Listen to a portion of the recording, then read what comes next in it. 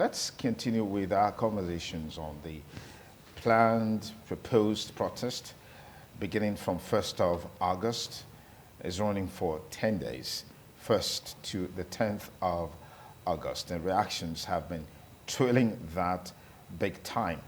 I have with me here a chieftain of the APC, Mr. Pius Alile. Thank you for joining us on the program. Yeah, good morning, Kusum. How are you? Very well. Good to see you.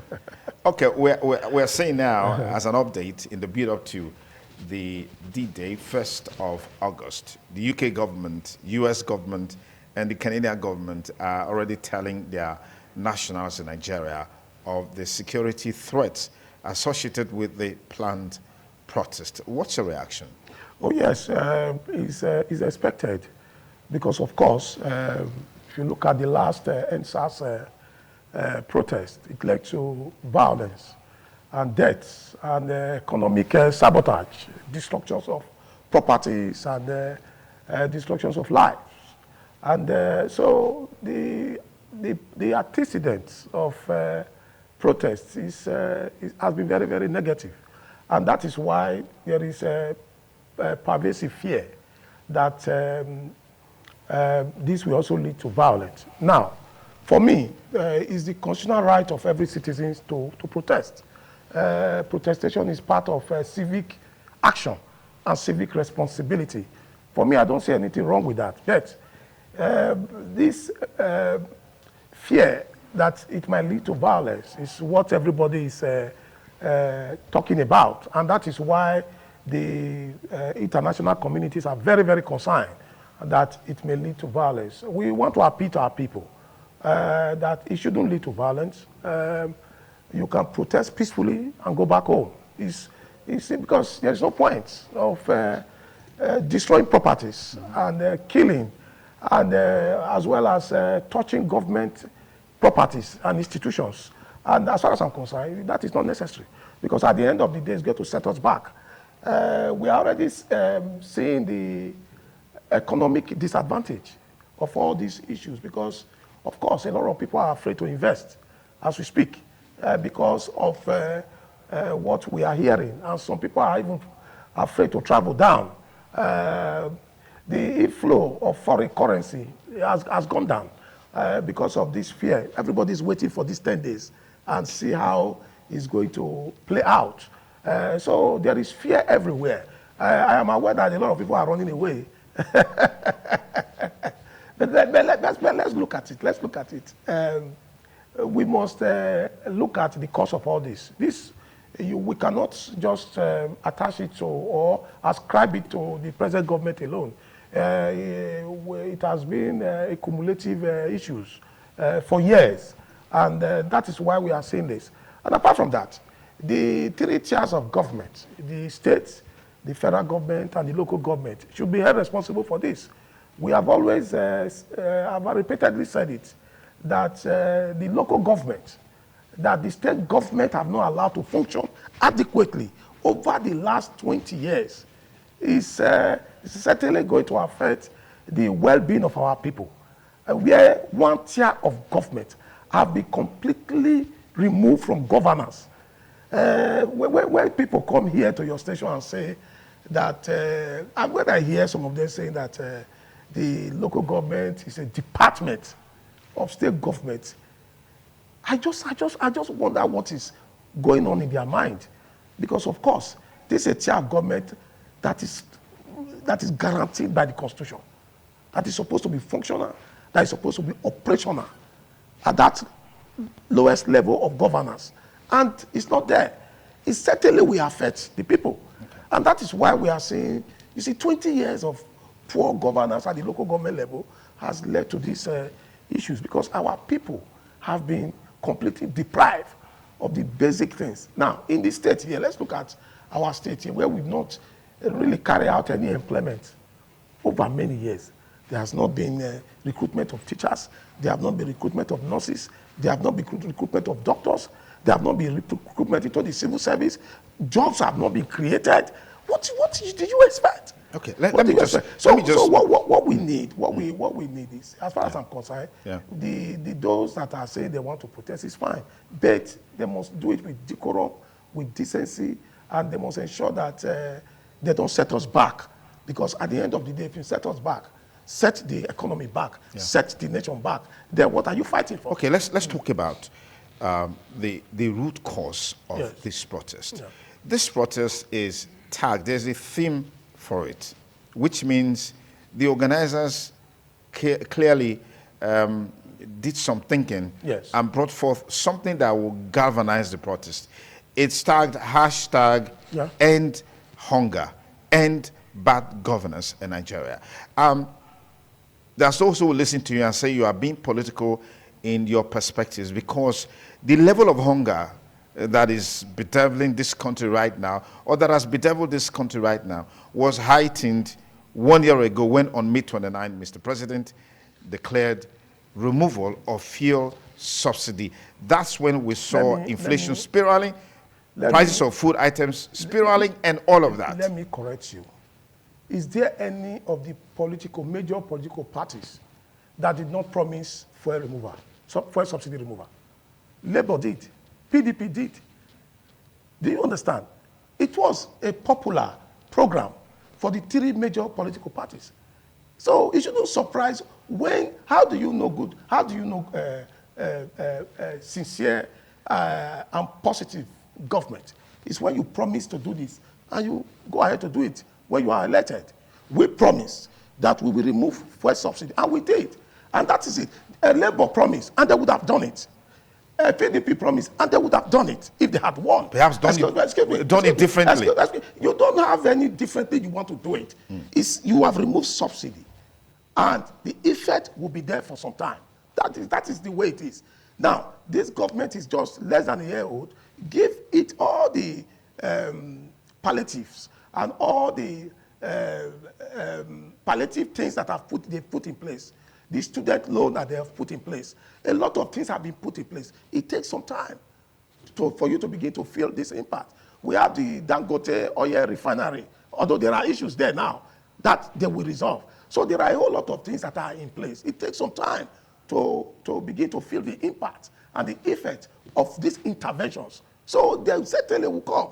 You understand what I mean? So we've had a lot of things coming out from the federal government to cushion the effect. How do you justify? Some of them are short-term, and some of them are long-term. How do you justify government asking Nigerians to show some patience or give patience to the policies to mature?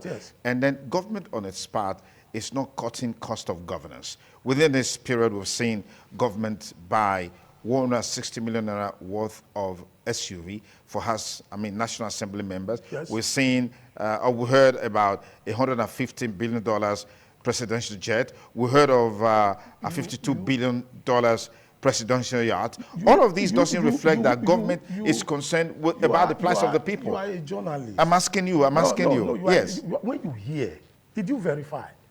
Do you have evidence of yachts that was bought? Of presidential jet that was bought? Do you have evidence? You are a journalist. You don't look at social media and just buy into it or buy into all those rhetorics. Do you have evidence of a presidential jet that was bought? No, it's a simple question I'm asking you. As far as I'm concerned, now when the House of Rep cut their salary by half, you didn't remember that to talk about that just now, that some people actually cut their salary by half. You didn't talk about that. So that is not as far as I'm concerned, these are not the issues at all. As far as I'm concerned, the deep-rooted issues have been long-standing issues.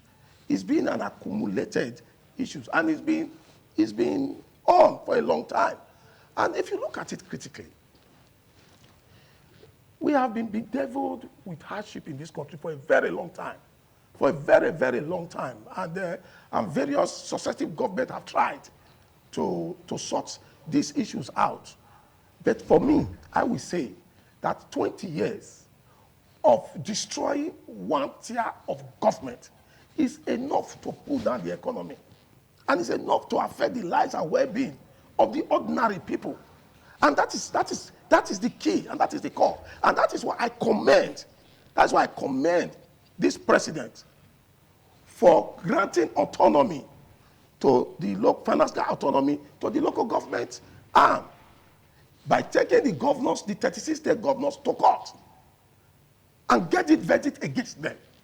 And it's a way of freeing resources to the local government. And as far as I'm concerned, that is a very good move. And if the past government have done it, we will not be where we are today. Honestly speaking, we won't be where we are today.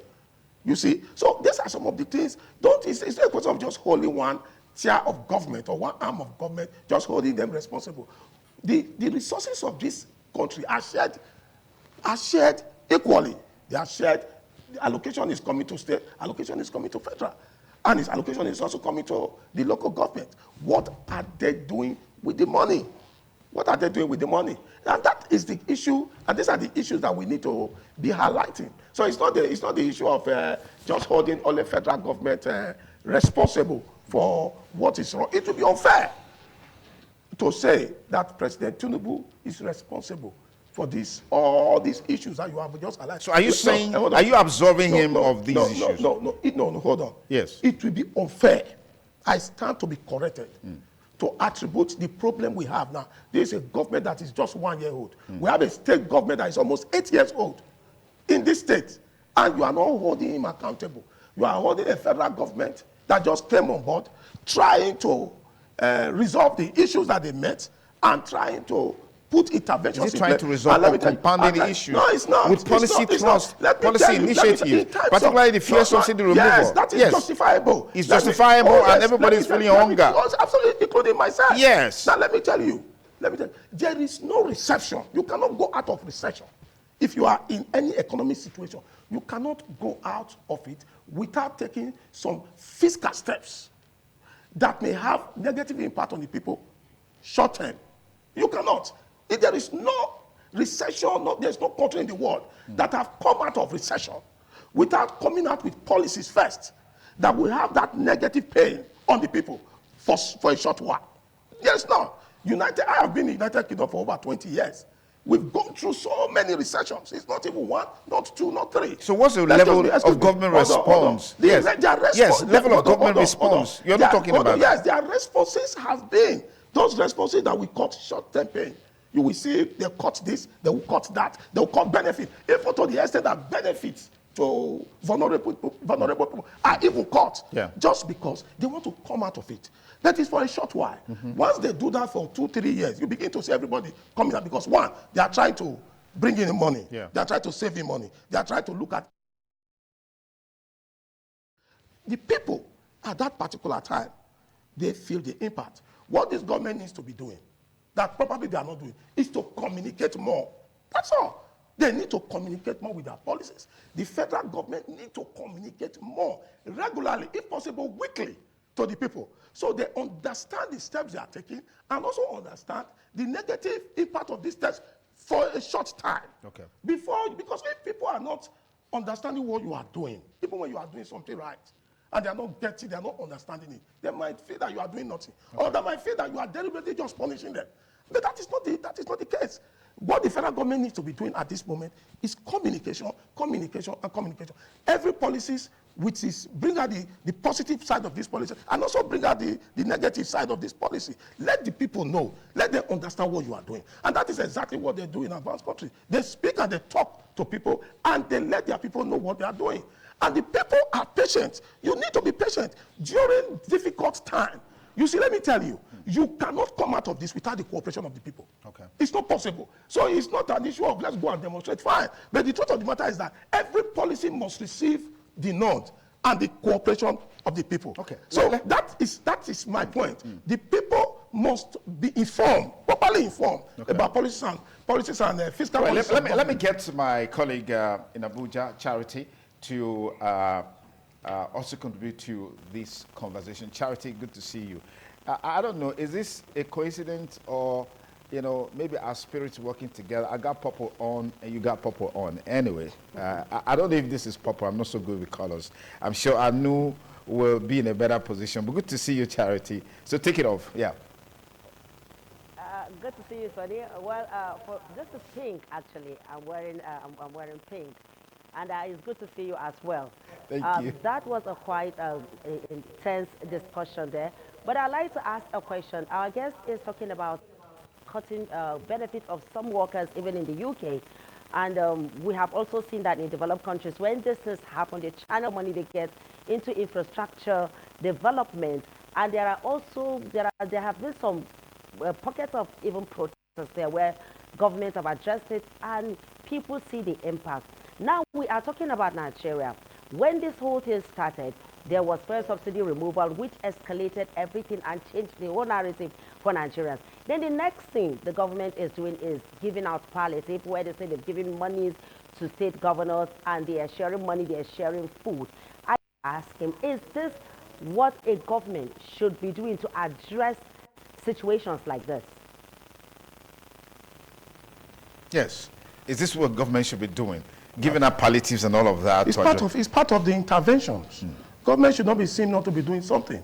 You understand? It's part you just do something for the sake of doing it. It's part of the intervention. Some of them are long-term. For example, the oil refineries that are being put in place. All these things are long-term. That will certainly, the deregulation of the electricity sector. Or by bringing in private investors to come in, it takes some time for them to come in, and it takes some time for you to begin to feel the impact. Some of the interventions of government are long-term, some are short-term. Palliatives are short-term, to cushion the effect. That is the essence of palliative, is to cushion the effect. So when you are taking something substantial from the people, and you know it's going to make negative impact, it will go to affect them, you must put in something to... Now, the state government are supposed to be doing the same in terms of bringing out policies to help the people. It's not just the federal government. They get allocation. They are supposed to be putting something in place to also help the people. The federal government have done their best. You also look at the issue of a student loan that they are giving students. It is also to cushion the effect as well. Students are now, for the first time, being able to access loan. This is what government is supposed to be doing. Now, but the question is, what is the state doing? I'm looking at my own state here now. I've not seen what the state governor have done to cushion the effect of this issue. I have not seen any. But let's see, let's look at, this thing should be spread. Let everybody be doing something. The state government should be doing something. The local government should be doing something. Why the federal government? I have always seen what the federal government have done. But what about the other tiers of government? That is the point I'm making. So the federal government is doing all they can as far as I am concerned, but they still need to do more, which I think they are planning to do. They need to do more. They say they are not doing anything, or they shouldn't. The intervention they are putting in place is not necessary, or is it what they are supposed to be doing? Absolutely what they are supposed to be doing. There are short-term interventions, there are long and medium-term interventions. Those palliative are short-term, and they are also necessary in our own climate, as far as I'm concerned. So giving people food is necessary. I, on my own, personally, I have carried out substantial interventions for my community to help them cushion the effect, because I had the little resources and I decided to do what I did. So as far as I'm concerned, it's normal. It's a very good thing to do. Okay. Even institutions should follow suit. Okay. It's a collective responsibility. Okay. Good-spirited individuals should do it. It's a collective. We have a huge population, a country of over 250 million people. We all have collective responsibility. So it is not just government alone. It is all of us, including myself, towards my community and towards my own people.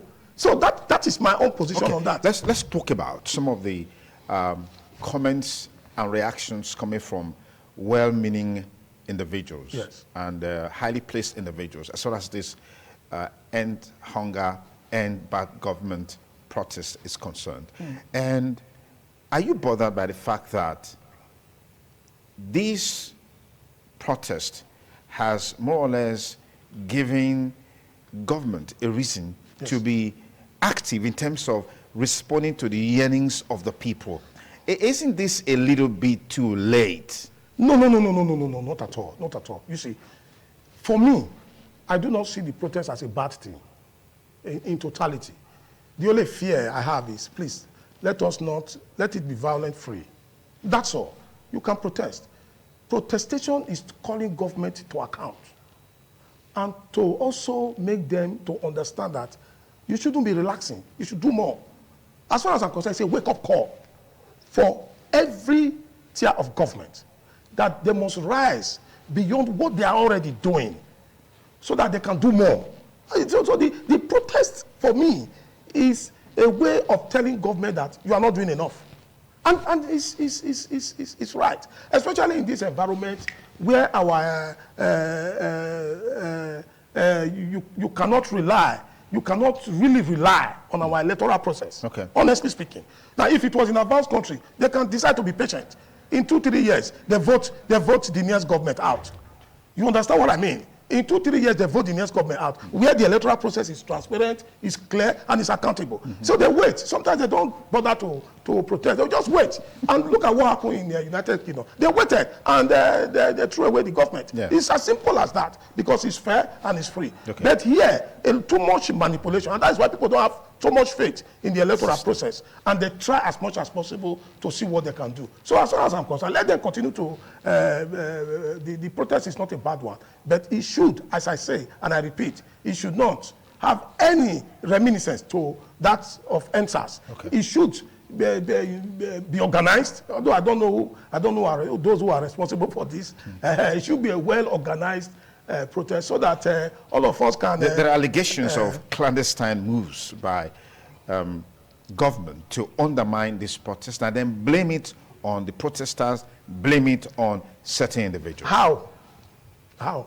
Where is the evidence that the government is trying to... As far as I'm concerned, Tinubu government have been very, very careful with their words. Very civil in their words.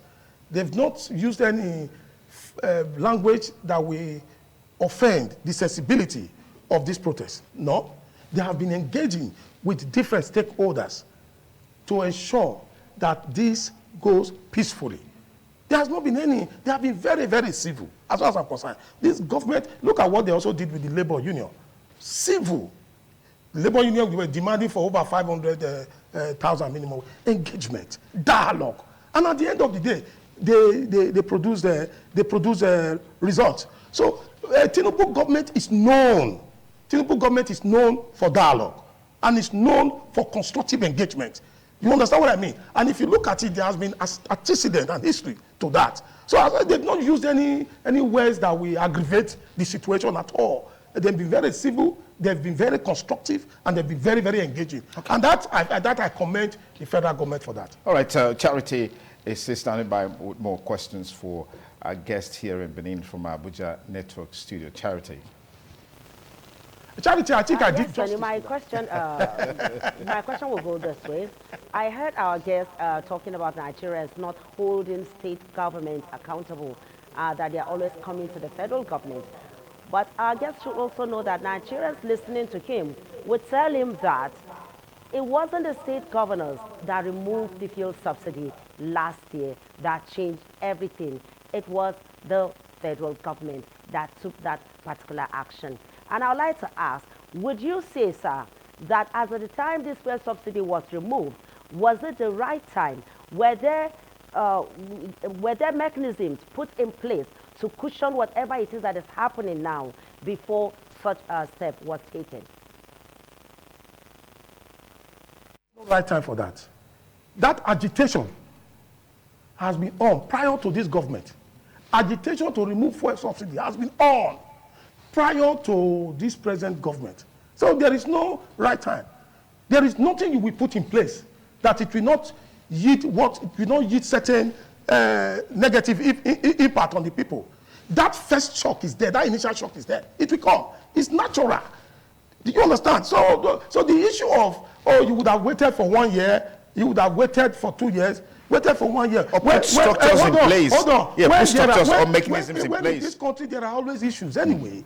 Is there any time that I was born here, as far as I'm concerned, we've always had issues. There have always been issues from the day I was born. I was born into issues. You understand what I mean? There has always been issues. So I don't know when they've talked about poverty. I was born into poverty. So as far as I'm concerned, we've been experiencing all these things. You understand what I'm saying? It's not that some of us were lucky to escape a little bit. It's just a little bit of escape, not total escape. But the truth of the matter... So the truth of the matter is that there is no time for it. You were talking about, it made reference to, if it was the state government, Okosom, since the fuel subsidy removal, allocations have tripled to state governments because resources and the money coming into the federation account have also tripled. So most of those money were shared between the federal, state, and local government. So all this money has been shared. So the resources and the fallout from the removal of subsidy, fuel subsidy, have been shared by the 3 tiers of government. So you cannot exonerate the state government from these issues. It would be very unfair if you say we should hold only the federal government accountable. It would be unfair to the federal government. A government that is just a year old. But let me tell you, we've had state government that have been 8 years, 7 years, 6 years.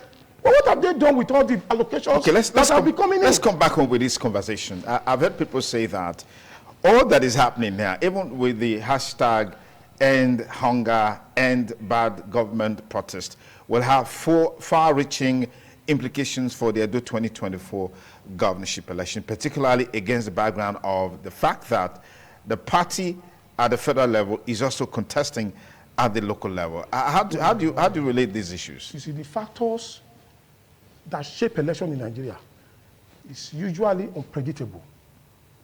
It's not what you can just say.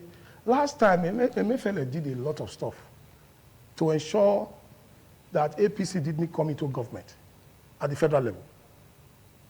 To the extent that they withdrew currency, withdrew money. You cannot even withdraw your own money from the bank. They did a lot. But at the end of the day, just to ensure that the APC government didn't come to power. But today, the APC government is in power. Why? Because there are numerous factors that determine election victory in Nigeria. It's not just one issue. It's economic, it's social, and so many other issues. So you cannot just wake up and say what is it called, fuel subsidy removal that the federal government did, which has been a popular, very, very popular agitations. I remember I have come to this station to talk about removal of fuel subsidy prior to this government coming into power many times. So it's not, as far as I'm concerned, it's been an old issue and an issue that must be dealt with. But we needed a courageous government to deal with it. And this government is courageous. This is the only government that can solve our problem. We need some of these hard policies to be able to come out of our economic situation. We've been having poor economic situation in this country since I was born. And it needs to stop somewhere. Are you following me? Because I was not born into economic buoyancy. There has never been, when I was in university, I never get loan to go to school. I work and at the same time I went to school. And I was working and going to school at the same time. I never had a sponsor. So there has never been a time where the government has been responsive. But somebody a courageous government needs to resolve this problem once and for all, so that our children can be well taken care of. Our students can have access to loan. Market women can have loans to do their business. People that went to technical school can easily get facilities to set their business up. So we need all this. We cannot be putting all our money giving all our money to some very few limited people. You are subsidizing for who? Subsidizing for few people who have no. They don't have anything to give to the. So if you're saying that, as far as I'm concerned, the issue of when they are agitating that we should keep subsidizing fuel, we should keep doing that. We have been doing it over the last 50 years. What has been the result? That is the question we should be asking ourselves. Okay. So you cannot begin to do one thing all the time, and you are using one particular result that is negative over the last 50 years, and you want it to continue. So what is unreasonable? The one we are doing now is the right thing to do. Okay. We need to be patient with this policy. We need to ensure that it work out its outcome. You cannot put in something today and expect it to it's in business as well. What's your take? What's your take? You start a business today. Yes. It's a process. That is why a lot of people fail in business. They say, I'm a businessman. They fail. You do business within 2 years, you fold up because because the challenges you couldn't handle it. No, when you start something, you put in resources. It takes time to mature. It takes you time to improve on your networks. It doesn't come overnight. It takes you time to build credibility and integrity in that industry. Yeah. It takes years. And that is why business have operated 15 years, 10 years. They are better than the ones that have just started yesterday. They do better They have resources because they have been tested over time. Okay. That is what you do. You So, cannot put in a policy. let's You cannot put in a policy Yes, that is just barely 6 months. That is just barely 6 months, and you want all of us to just have access to. Let me proceed so you can respond to this issue. It doesn't work like that. Issues of the people's perception, Yes. the electorate's perception of these issues Yes. in Edo State and its impact on the election. If you're saying that these issues have been there, are you waving them away that No, do you the agree? people Do you are agree? not going to feel, they are not feeling these pangs, and it's not going to influence their decision in this election? That's the point you're making. I'm asking a question, respond to it. Do you agree with me that these issues have been long-standing issues? No, that's yes, and I need to give you, but it's because been you are heightened. part of Yes. you are part of the stakeholders of this country. There's no Yes. doubt about that.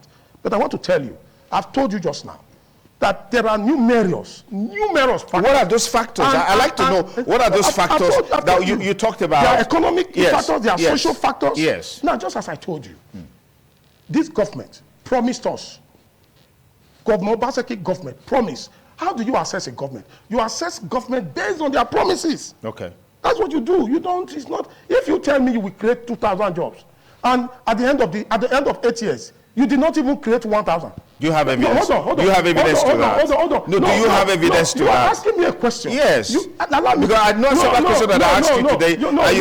Your first response is, what is your evidence? Do you have evidence to that? You are asking me a question. Yes. Allow me to finish. Okay. Just allow me to finish. You understand? You said you will build 3 specialist hospitals. One in Edo Central, Edo North, and Edo South. Have you built them? You said you will put, or you will install or put, what's it called, airports. You are going to go to Aunchi, Edo North, and you are going to ensure airport is there so that we can fly from Benin or anywhere. Is there any airport there? Or he didn't make those promises? Maybe you are an advocate of Obaseki's government. You can tell me if he didn't make this promise he made. You said that you will build 192 health centers across the state. How many have you built? These are the things that you promise. You assess government based on their promises. You also said Gelegele Seaport. In fact, that was your cardinal program. Gelegele Seaport. Maybe, Kosun, you have been receiving chips, so many goods from every part of the world coming to Gelegele. Probably you have access to that. You will let me know. You understand? Now, you've gone around the world. You said you want to attract companies. You build an industrial park. You said this industrial park, you are going to attract jobs. That, in fact, the industrial park is going to be a pivotal for your creating 2,000 jobs. You spent 1.99 billion naira to go and get investors. You go to the industrial park. Now, if you stay there for 10 minutes, snake bite will deal with you. Are you following me? You go there now. You go, it's in Benin here now. These are facts. These are evidence. All the promises that you made, how many did you fulfill? Edo Best, you go to our schools now. I don't know why. Go to primary schools. Go to secondary schools. These are issues, infrastructural issues. These are issues that affect the lives of the common man in the street. And they are going to be part of the issues that the people will look at to vote. They are going to be part of the issues because these are promises that were made 7, 6, 5 years ago. Now, the government is coming to an end in 2 months or 3 months. Now, these are the issues that they will look at you based on. Now, so, you cannot blame APC or blame Tinubu, who promised that I will remove fuel subsidy. It's a promise. So you cannot say, we expected it. We knew he's going to do it. He didn't deceive the people. It was part of his program. So does that mean that this election is not about political parties, but about individuals? No. Yes. No. Does that mean? It's about infrastructures. It's about the promises that have been made and not delivered. It's about respect for traditional institutions. It is about the people. It is about their well-being. How much have you done to affect their lives positively over the last 7 years. It's about the issues, not about just one particular policy. Oh, removal of fuel subsidy. No, it's not just about that. Yeah, that was why I said there are numerous issues. But it's also about hunger. It's also about hunger. Let me tell you. Yes. Let me tell you. This government have been in place over the last 7 years. How have they alleviated hunger? How have they alleviated hunger now? Because as far as I'm concerned, we have been hungry since. Okay. I have been hungry. We have been hungry let me see if Charity wants to have a final shot before we take our next guest on the program. Charity, quickly. Yeah. Well, if I want to take it, we're still going to be on the federal government and the agitation by the people. Because from what he is saying, according to our guest, you are not against protest and you are not against what people are agitating. Your point is that it should be violent-free. Now, if you are to advise, because the protesters, whoever it is, those who are behind this planned protest, they are still saying they will go ahead with this planned protest no matter what happens. So if you are to advise them, how will you advise them to ensure that it is violent-free, since this is what you are this is what you are after, a violent-free protest. So how will you advise these protesters to go about this protest without any hitch, without any problem? Work with the police. They should work with the police. Police should provide security. They should tell the police designated points where they are going to start the protest. The police is not against them. The police is saying, let me know where you are starting from. So we provide security so that hoodlums will not take advantage of it. Okay. So they should work with the institutions, work with DSS, work with the police, work with all our security agencies, okay, so that they don't take advantage of this. Hoodlums don't take advantage. I will not be happy if this place is burned down. What economic benefit would that be? Or if innocent people, innocent traders, or innocent businessmen, properties are destroyed. Personally, I'm not a violent person. I hate violence in my life. I don't like it. So that is my advice to them. Please work with security agencies, because if you don't, and anything happens, they will hold you responsible. Absolutely. They will hold you responsible. Okay. And I don't want a situation, but for the protest itself, it's a wake-up call that the government should do more. It's a way of the people calling the government to account. It is not only the federal, but the state and the local government, that everybody should wake up to these issues that we have highlighted. I am happy that the federal government responded to some of these issues that you highlighted, responded very responsibly. As far as I'm concerned, the federal government have been doing great in trying to manage the situation. And I think the federal government approach so far have really done a lot in terms of even letting these people know that we are not against you. We sympathize with you. We understand the situation. We understand the plight of every Nigerian. Then we can work together. Okay. And they are beginning to buy into it. All right. It is not going to be as violent as people thought. Okay. Because the federal government have done a lot of interventions. Okay. They've done a lot of things to reducing the fear and the anger of the protesters themselves. I want to thank you very much, Thank you very much, Pastor Lile, for your time with us on the program today. Delight to have you here. Thank you so much.